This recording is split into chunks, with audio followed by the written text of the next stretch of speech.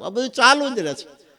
પણ કોઈ પુરુષ મળી જાય, ખેર ના બી મળે, કારણ કે આપણી પાસે આંખોય નથી ને. પણ એટલું યાદ રાખજો, આ સૃષ્ટિ પર પ્રેમ અને ભાવની જેટલી કિંમત છે એટલી કિંમત બીજી કોઈ વસ્તુની નથી. ઠીક છે, પ્રેમ ભાવ હોય ને સાથે પરમાત્માએ ભાગ્ય સંજોગે સંપત્તિ આપી તો ફૂલ ગુરુને ફૂલાર ચડાવો, આરતી પૂજા સેવા ભેટ ધરાવો. પરમાત્માની આરતી પૂજા સેવા કરો, વ્રત દાન બધુંય કરો, પણ એમાંથી એક ભાવ કાઢી લો તો કોઈ ફળ નહીં મળે. એમ આધ્યાત્મિક જે આખો માર્ગ છે એમાં મેઇન પહેલા પ્રેમ છે, હૃદયનો સાથ છે, હૃદયનો ભાવ છે. છતાં પણ તમને કહું, ભાવની સાથે સાથે કર્તવ્ય પણ જરૂરી છે. દાખલા તરીકે આપણા ઘરે સાધુ સંતને ગુરુ પધાર્યા, પ્રેમથી પધારો પધારો બાપુ, અમારું આંગણું તમે પાવન કર્યું, બેસો. પછી ચાય નહીં દેવાની, પાણી નહીં દેવાનું, પૂજા નહીં કરવાની, ખાવાનું નહીં કહેવાનું, એમ નથી. ભાવની સાથે સાથે ભાવના પ્રથમ એ માટે છે કે જો ભાવ હોય છે ત્યાં બધું હોય છે, અને ભાવ નથી હોતો ને ત્યાં કંઈ હોતું નથી. તમારા ભલે સગા હોય, મિત્ર હોય, પત્ની હોય, ભાઈ હોય, બેન હોય, બધા જ હોય. મળતાની સાથે તમને ખબર પડી જાય કે આ ખોટા મોઢેથી, ખોટા મનથી મળે છે, આને દિલથી ભાવ નથી. ખબર પડી જાય છે ને. પત્ની હોય તો ભલે, પુરુષ હોય તો ભલે, બેન હોય તો ભલે, ભાઈ હોય, ભાવને સમજી શકે ને. જો કેવલ ભાવ હોય ને અને પછી કંઈ ન હોય ને તોય ચાલે. તો એનો મતલબ કે બધાને પ્રેમ ગમે છે, પ્રેમ ઢૂંઢે છે, ક્યાંક ખોવાઈ ગયો તો બચાવી રાખવો જોઈએ ને. પ્રેમ બચાવી શકો છો, મહાપુરુષોએ રસ્તા બતાવ્યા છે. પ્રથમ આપણો પ્રેમ ક્યાં હોય છે? માતા ને પિતાથી. પછી કંઈક ફેરફાર થાય છે, પછી પત્નીથી, પછી વળી છોકરા થાય એનાય ભાગ પડે છે, પછી 2-3 છોકરા થાય એમાંથી એ ભાગ પડે છે, પછી આગળ બધું ભૂવાતું જાય છે ને વાંહે બધું લાગતું જાય છે, વેચાય છે. બચાવવો હોય તો બચી શકાય છે, એવું કાંઈ નથી. આ બધાય મહાપુરુષોએ, ભક્તોએ, સાધુ સંતોએ આ જગતમાં આવીને શું કર્યું બોલો? બધાએ ભક્તિ કરી, પરમાત્માની પ્રાપ્તિ કરી, સ્વરૂપની પ્રાપ્તિ કરી. એમની મનની જે ઈચ્છા હતી બધી એમને પૂર્ણ થઈને આપણી ઘોડે જગતમાં રહેતા છતાં તો એ વ્યવહાર નહોતા કરતા હતા. એમને સંસાર નહોતો, હતો, બધું જ હતું, છતાંય તમે જો કેવું નાટક કરી ગયા. રાત્રે હરિશ્ચંદ્રનું નાટક કરે અને દિવસે કાંઈ જ ન હોય. બીજે દી રાનવગણનું નાટક કરે, એ નહીં જ હોય, પાછું કાંઈ જ ન હોય. એમ સંસારની અંદર 2 જ વસ્તુ તમારી પાસે સમાજ માગે છે, એક વ્યવહાર, એક તમારી હાજરી. કોકને અહીંયા લગ્નમાં આપણે જ્યાં હોય તો આપણે અહીંયા કોક લગ્નમાં આવે, ના જાવ તો ના આવે. આ જે 2 જ વસ્તુ છે, ભક્તોએ સંતોએ એવી યુક્તિથી રાખી છે કે બધાના ભેરાડ્યા, બધાને સારું લગાડ્યું, ટાઈમે ટાઈમે જ્યાં, વ્યવહારમાં જ્યાં, પણ અંદરથી અડવા ન દીધું. નહીં અડવા દેવાનો નફરત નથી, પણ દિલ એક જ હોય છે ને એકને જ દેવાય છે, જ્યાં ત્યાં દિલ દેવાતું નથી. અને કદાચ માણસ એમ માનતો ઘણી જગ્યાએ મેં દિલ દઈ દીધું તો એ પણ ભૂલ છે. એ ગમે ત્યારે દે છે તો એકને જ દેશે, બાકી તો એ નાટક જ છે. એમ સંતો પણ જ્યારે દિલ દે છે તો એકને જ દેશે, બાકી નાટક જ છે. પણ આ નાટક એવું છે કે તમને પાવર ચડાવવા માટે નાટક છે. કે રા નવઘણનું હરિશ્ચંદ્રનું નાટક ભજવે તો યાદ રાખજો, શબ્દથી કોઈ નાટક ભજવે છે આ દુનિયામાં એની અસર નહીં થાય, પણ જેથી ચિત્ર સામે આવશે તેથી છાપ તમારા પર બહુ મોટી ઊભી કરશે. રામાયણ કોઈ ભલે વાંચતો હોય, પણ રામાયણ વાંચવા કરતા રામાયણના ચિત્ર તમે જોઈશો એટલે 1 જ મિનિટમાં રામાયણ આખી સમજી જવાના. જીવો ત્યાં ભૂલવાનું નહીં. ભાગવત છે, ભલે વાંચતા હોય એની અસર ઓછી થાય છે, અડધા ઊંઘે અડધા જાગે.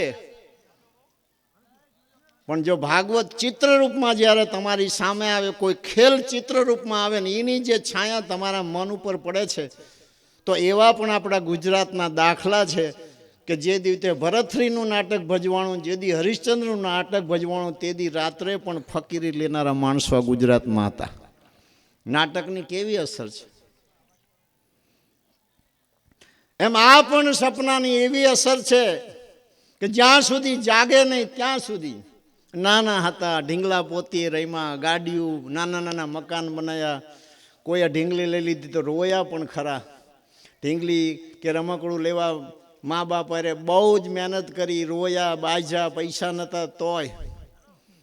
ઉંમર થઈ, સમજણ આવી, બધું છૂટી ગયું. એટલે કોઈને કહો અત્યારે રમકડું લેવું છે નહીં. સમય જતો રહ્યો તો બુદ્ધિ આવી ગઈ, પણ મોટા રમકડા આવી ગયા, મોટા ઘર આવી ગયા, મોટી ઢીંગલીઓ આવી ગઈ, બધું મોટું આવી ગયું. હવે આમાંથી જો આમ નામ સત્સંગ ભજન કરતા કરતા કરતા મહાપુરુષનો કોઈ પણ શબ્દ કાનેથી ગયો ને જો અડી ગયો, તો આ પણ ભૂલી જવાય છે. અસંખ્ય પુરુષો ભૂલી ગયા છે. આપણી સામે અસંખ્ય દાખલા છે. અરે તમારી મારી પાસે તો શું છે, 92 લાખ માળવો જેના ઘરે દૂધતો હતો. ગોળ બંગાળનો મહારાજા ગોપીચંદ, રાજા હરિશ્ચંદ્ર, નળ, સીબી, અસંખ્ય એવા પુરુષો થયા જેની પાસે સંપત્તિ અને સાહેબીનો કોઈ તૂટો નહોતો, સત્તાનો પણ તૂટો નહોતો, વિલાસનો પણ તૂટો નહોતો. છતાંય કેમ કડવાશ લાગી? કોઈ કર્મ સંજોગ જાગી ગયા. આ તો એક જે ભોગવી રહ્યા છીએ એને જ પ્રારબ્ધ માનજો, અને નવું તેમ ઉઠીને જે કરો છો એ કર્મ છે. એ કયું કર્મ છે? ક્રિયામણ કર્મ છે. એનાથી સંચિત ભેગું થવાનું છે. ભવિષ્ય તમને એ જ મળવાનું છે. માટે જાગવાની જરૂર છે. તો પહેલાં તો ભલે આપણે કોઈ વખાણ કરીએ કે ભાઈ કંઈ વાંધો નહીં, થાય કાંઈ તો હુઈ જાઓ, એમ નથી. ઘરે દીકરાના લગ્ન હોય તો હુઈ જાય. તો ગુરુના ચરણે આવે તો એટલી જ ખબર પડી જાય ને કે 2 દી ઉજાગર કરીને મરી ન જાવી. પછીની જાગવાની વાત તો આખી અલગ છે, પણ હાજરમાં જે વસ્તુ છે એમાં તમે જાગો નહીં તો જાગવાની વસ્તુ ક્યાંથી પ્રાપ્ત થશે? અહીંયા તમને જોવા મળે, સાંભળવા મળે. ભલે હુઈ ગયા, તમ તારે હુઈ રહો. આ તો ખાલી આનંદ કરું છું કે જાગવાનો મતલબ એ થાય છે ખરાખરીનો જ્યારે સમય આવે. જેમ બળદેવદાસ બાપુ કહેતા હતા કે એક 84 કોષનો કિલ્લો હતો. એક આંધળાને નગરમાં જવું હતું, કિલ્લો જડે નહીં. એક વટે માર્ગને પૂછ્યા, વટેક માર્ગને દયા આવી કે હાલ મારા નગરમાં તો નથી આવું, પણ તને હું દરવાજો બતાવી દઉં. કિલ્લાની દિવાલ પકડાઈ દીધી, દરવાજો 4 દરવાજા, દરવાજો આઘો હતો કે આ દિવાલ પકડીને હાલ્યો જાય, દરવાજો આવે અંદર નગરમાં પ્રવેશ કરી જાય છે, કંઈ વાંધો નહીં. એમાં બરોબર હાલતા હાલતા હાલતા હાલતા બરોબર દરવાજો આવ્યો અને ચૈર આવી. એટલે ખંજોરવા ઊભો રહ્યો ને, અને પાછો હાલતા હાલતા ખંજોર્યું. બોલો, ઊભો રહીને ખંજોર્યું હોત તો વાંધો ન હોત. હાલતા હાલતા ખંજોરો રહ્યો, એમાં દરવાજો જતો રહ્યો ને પાછો હાથ અડાડ્યો કિલ્લે. ફરીને થાકી ગયો, દરવાજો ન આવ્યો. એમાં 84 લક્ષીઓની ભટકીને આવ્યા છે. મનુષ્ય જન્મ એ એક જ જન્મ એવો છે કે તમે શુભાશુભ કર્મ કરી શકો છો. બાકીની 3 કહાણી છે, એમાં કેવલ કર્મ ફળ જ ભોગવી શકો છો. એમાં શુભાશુભ કર્મ શક્ય નથી. અને 2-3 છોકરાના લગ્ન બાકી હોય, એ માણસને પૂછી જજો કેવી રીતે હુવે છે. કાગા ઊંઘમાં હૂતોય છે. 20 વર્ષ સુધી જ્યાં કામ પૂરું ન થાય ને ત્યાં સુધી એમ સહેજ ઊંદેડી નીકળીને તો જાગી જાય. જે દી આપણે સમય આવે ત્યારે આપણે એને ન સંભાળી શકીએ તો પછી તો મહાપુરુષોનું કહેવાનો કોઈ મતલબ બી નથી. તો એનો મતલબ એવું થાય કે આપણે એમને લાયક નથી. અધિકારપણું, પાત્રતાપણું અને ગતિ આ વસ્તુ તો પૂરું ભાગ્ય દ્વારા મળે છે, છતાં પણ કરત કરત અભ્યાસ તો જળમતી હોત સુજાન. આમ નામ કરતા કરતા ભજન સત્સંગ સાંભળતા સાંભળતા ક્યાંક ને ક્યાંક કોક દિવસ કોકને કૂણી અડી જાય ને તો એની આંખું ફરી જાય છે. કોક દિવસ એક શબ્દ અડી જાય, કોઈ મહાપુરુષો અથવા કૃપા થઈ જાય, મોઢામાંથી એક શબ્દ બોલી જાય, ન્યાલ થઈ જાય માણસ. એના માટે હરદમ મહેનત કરવી પડે છે. પાછું એવું નથી કે આ મનુષ્ય જન્મ પૂરો થઈ ગયો પછી 84માં જતા રહેશે, એવું નથી. કદાચ પૂરાનો આમ એ તો મનુષ્ય અવતાર છો, મળશે ને મળશે જ. ભજન સત્સંગમાં જાયશો તો, ભાવથી જાયશો તો તાઇફો જોવા આવતા છો નહીં થાય. કારણ કે જે ગતિ લઈને જે આવે છે એનું ચિત્ત એમાં આરૂઢ હોય છે. આ તમને ઉપદેશ નથી દેતો, આ તો બે ઘડી મહિલાસી તો મહાપુરુષો શબ્દોના આમ નામ ફેરવીએ. એમ ફેરવતા કોઈને કામ તો આવે ને. કામ ન આવે તો કંઈ નહીં, અમારે તો પાકું થાય ને. આ બધું યાદ રાખવા માટે બોલવું પડે પાછું, નકર બીજો માલ કરી જાય અંદર. એટલે ક્યાંક ઠેકાણું મળે. પૂનમના દિવસ સત્સંગ કર્યો તો આજ બીજો દિવસ, 5 દી પછી પાછા છે એક જુનાગઢ વટીન છે. એટલે આમ નામ તાજું રાખવા માટે જઈ સીમાન એમાં વળી વેચાતા કોકને કામ આવી જાય ને લઈ લે સારું છે. તો એ મારો માલ નથી. જે મહાપુરુષો છે, અનુભવી પુરુષો છે, સવારામ બાપા છે, બળદેવદાસ બાપા છે, સાહેબ છે, ભાણ સાહેબ છે, મીરા, ગંગ, ત્રિકમ, મોરાર, જે કંઈ મહાપુરુષો જે પામ્યા છે એમના જ અનુભવના આ શબ્દો છે. આપણે તો કેવલ બેહવાનું જ છે મોઢું ફાડીને. ક્યારેક વળી હાંકરનો ગાંગણો મોઢામાં આવી જાય તો કામ થઈ જાય. આ સત્ય છે. મહાપુરુષો ઢૂંઢે છે, એમના હોય એને ઢૂંઢે છે. અને કાં જેને એના ઉપર ભરોસો છે, પરમાત્મા પર, સંત ઉપર, ગુરુ ઉપર જેને ભરોસો છે, વિશ્વાસ છે, એનું અવશ્ય કામ થાય છે. ને કાં કોઈ મહાપુરુષના નજરમાં તમે આવી જાઓ તો ભલે ગમે એવા બાવરિયા જેવા હોય, કાંટા કાઢી જ નાખે, એમાં ફેર નહીં. પણ નજરમાં આવો ક્યારે? તમને જેવું ગમે છે એવું કોઈ રહે ત્યારે તમે કોઈની નજરમાં આવો છો. મહાપુરુષોને ગમે એવું તમે જ્યારે રહેણી કેણીમાં રહો, બોલવા ચાલવામાં રહો, બેસવામાં રહો, તો કોક દી ખુશ થાય. તમે નકરી લાઈનમાં ધક્કા મૂકી દર્શનમાં કરો તો ખુશ ના થાય. એમને શું ગમે છે યાદ રાખવું પડે. મહાપુરુષોને પલંગ ઉપર બેસવું ગમતું હોય તો પલંગ ઉપર બેસાડો, તો હેઠે નહીં બેસાડો. કોઈ મહાપુરુષ એવા હોય એને જમીન ઉપર જ ફાવે છે, તમે પછી સિંહાસન બનાવી દો, તમને ગમે. તમે ભલે મહેનત કરી હોય પણ દિલ ખુશ ન થાય. દિલ ખુશ ન થાય ત્યાં સુધી આપણું કંઈ એમાં વરે નહીં. દુનિયામાં કોઈની પાસેથી કોઈ સંપત્તિ લેવી છે, કોઈ વ્યવહારે કોઈ વસ્તુ લેવી છે, જ્યાં સુધી એને ગમે એવું તમે વર્તન નહીં કરો ત્યાં સુધી તમને નહીં આપે. ભલે સંબંધ ગમે તેવા હોય. મિત્રને લાખો રૂપિયા દઈ દે, હગા ભાઈને 1 રૂપિયો ન દે. કારણ કે પોતાને ગમે એવું જ્યારે કંઈક મળે છે ત્યારે મજૂરી નથી ગોતતો, એ ન્યાલ કરી દે છે. સદગુરુ છે, સંતોષી સમર્થ પુરુષો છે. અને આમ જો તો પ્રગટ પરમાત્માનું સ્વરૂપ છે. અને આપણે બીજી રીતે આંખ બંધ કરીને પરમાત્માને આપણે નક્કી કરવાય જ આવી. પણ સંસારનો માલ મારા બેટો એટલો બધો અંદર છે ને, તમે ચૈન બેસો ને ધ્યાનમાં તો એ નહીં આવે. બોલો, નવરાશો તો આવશે. ચૈન નક્કી કરો ભજન કરવું છે તો નહીં આવે, તો ભેંસ આવશે. બોલો, હા વાંચવું છે. ચૈન તમે ધ્યાન કરો, આરતી કરો, આરતી પૂરી થાય, મોઢે આરતી બોલાતી હોય, હાથે ચાલુ હોય તો ગામમાં આંટો મારીને આવતો રહે. હાલ લે કે હું તો ગામમાં જતો રહી. આ વિક્ષેપ શું છે? આપણે જે માલ ખરીદી છે એનો હંઘરો વધારે કરીશું. ખરીદવો જરૂર છે પાછું, કારણ કે બુદ્ધિ છે એ સ્વયંનું રક્ષણ કરે છે. અને બુદ્ધિ વિના આ જગતમાં તમે ચાલી નહીં શકો. ઓટોમેટિક ભાગ્ય અનુસાર મળી છે તો વાપરીએ, પણ યાદ રાખવું જોઈએ કે યાદ રાખવા જેવું જ યાદ રહેવું જોઈએ. ના યાદ રાખવો જોઈએ એની બાદબાકી થતી રહેવી જોઈએ. સવારથી સાંજ પડે નક્કી કરીએ કેટલો ભંગાર માલ ભેરો થયો, કેટલો સારો માલ છે, એમાં કયો રાખવા જેવો છે એટલો રાખીને બીજો કાઢી નાખી. તેમાં સવારામ બાપાએ લખ્યું, રોજ મેળ રેણીનો કરજો. જે કંઈ જીવનમાં તમે કર્તવ્ય કરો છો, તમારી રેણી છે, એનો હાજે રોજમેળ કરજો કે તમે કેટલું સુખ કર્યું. હરખ શોખ હૈયે ન ધરજો. એમ જીવન એવું અણમોલ વસ્તુ છે.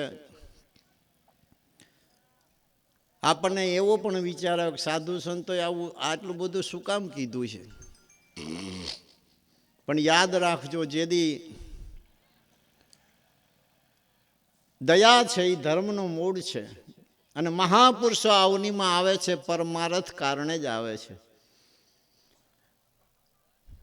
અને પરમાર્થને યાદ રાખી રાત દિવસ પોતાના નિજી તમામ સુખનો ત્યાગ કરી, દુઃખ વેઠી, કટુ વચનને સાંભળી, સંકટ વેઠી, શરીરને પરેશાન કરી, હેરાન કરી, થાકીને પણ જીવનો ઉદ્ધાર કરવા રાત દિવસ મહેનત કરી રહ્યા હોય છે. શું કામ? આપણે આપણા બાલ બચ્ચાના કુટુંબ માટે ગમે તે સ્ટેજ ઉપર જઈને પણ આપણે આપણી આબરૂ ઇજ્જત અને આપણા કુટુંબને સમાજની જે કંઈ વ્યવહાર શૈલી છે એને સકુશળ રાખવા માટે ઊંધા કે હવરા હોઈને પણ આપણે કરીશી. તો મહાપુરુષોએ આપણને પોતાના બાળક માન્યા છે. એટલે જ આટલા બધા શબ્દો એમને અનુભવના આપણી વચ્ચે મૂક્યા, નકરા મૂક્યા નથી. આ ભજન આપણે ચાલુ નથી કર્યા, કથા આપણે ચાલુ નથી કરી, મંદિરમાં મૂર્તિઓ આપણે નથી બેહારી, મહાપુરુષોએ બેહારી છે. અને મહાપુરુષોએ જ તમને પ્રશ્ન ઊભા કર્યા છે પુસ્તકો દ્વારા. પુસ્તક પૂછવાની તક પણ તમને પુસ્તકમાંથી મળે છે, નકર તમે પ્રશ્ન ક્યાંથી લાવો? મૂર્તિ સ્થાપના કરીને પણ પ્રશ્ન એમને ઉઠાવ્યો છે. કાલ તમે દર્શન કરીને કહેશો કે ભાઈ આ વિષ્ણુ ભગવાન કોણ છે, આ શિવજી કોણ છે, તમારે જવું પડશે પાછું ક્યાં? અહીંયા. બધી જ વસ્તુ એમને ઊભી કરી છે આપણા છોકરા માટે, એમના છોકરા માટે, કે ભવિષ્ય કદાચ પારંપરિક જ્ઞાન ભૂલી જવાય તો આ ધર્મ સંપ્રદાયની સ્થાપના કરી દી કે જે કંઈ સંસ્કારનું સિંચન છે એ ધર્મ સંપ્રદાયમાં કાયમી રહેવાનું છે, સંસ્કૃતિ દ્વારા. અને સંસ્કારવાળા જે આત્માઓ છે એ જ યાદ રાખજો ધર્મ સંસ્કૃતિને જીવન રાખી શકે છે. અને આ ધર્મ સંસ્કૃતિ જીવન રહે એમાં રખડતા કોઈ ભાગે જોગે આવી જાય, પાછા એ સંસ્કારી બને છે. આ એવી એક નિશાળ છે, એમને ને એમને ઊભી કરી દીધી છે. આપણને કોઈ ભાવ થયો નહીં, આપણા જ પોતાના જ આપણને માયના છે, ને માયના પછી આ નિશાળ ઊભી કરી દે. અને એમના છે એના બાજુ એમની સતત આજ પણ નજર પણ છે.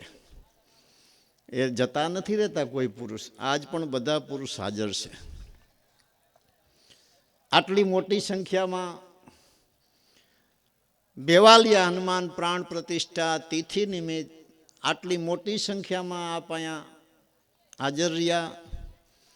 આ કાર્યક્રમને, આ ઉત્સવને આપે જે શોભા વધારી, પ્રસાદ લીધો હોય છે, તો શૈલેષ મહારાજ છે આ કાંઠીથી ઓલા કાંઠીથી આવ્યા છે, તો 2-3 કલાકારો બાકી છે.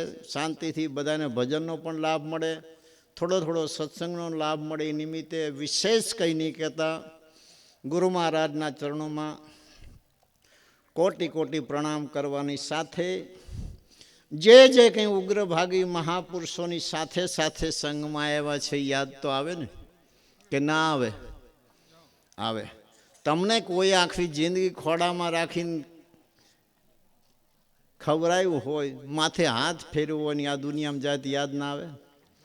એમ અમને પણ સવારામ બાપા યાદ આવે, બળદેવદાસ બાપા યાદ આવે, ગિરધારી બાપુ યાદ આવે, દલસારામ બાપા યાદ આવે, કાનજીભાઈ યાદ આવે, જયંતિભાઈ યાદ આવે, દલપતભાઈ યાદ આવે, ઘણા પુરુષો આજ યાદ આવે. શું કામ? કે ધર્મની અંદર જેને કેડ બાંધી જે કંઈ નિશ્ચય કરી અને એમને જે કરવું હતું એ મહાપુરુષના વચનનું એમને પાલન કર્યું છે. આ બધા પુરુષો આજ યાદ આવે. શું કામ યાદ આવે? કે જ્ઞાન સ્વરૂપી જે આત્મા હોય છે એ હિમાળો હોય છે, એની પાસે બેવાથી તાપ નથી લાગતો, શીતળતા અને શાંતિ પ્રાપ્ત થાય છે. એવા પુરુષો બી યાદ આવે. આપણા ઈષ્ટદેવ શ્રી રામદેવજી મહારાજના ચરણોમાં કોટી પ્રણામ કરું છું. અન્ય હરિરામ બાપુની પરંપરામાં રામ લક્ષ્મણ જાનકી એમને બી વંદન. અને સાજંદા કલાકારને ફરી એકવાર દિલથી આવકારી, વિશેષ કરી શૈલેષ મહારાજને. અને આટલી મોટી સંખ્યામાં આપ ભાઈઓ તથા બહેનો દરેક આત્માને મારા હૃદયથી ખૂબ ખૂબ અભિનંદન, ધન્યવાદ. જય સિયારામ.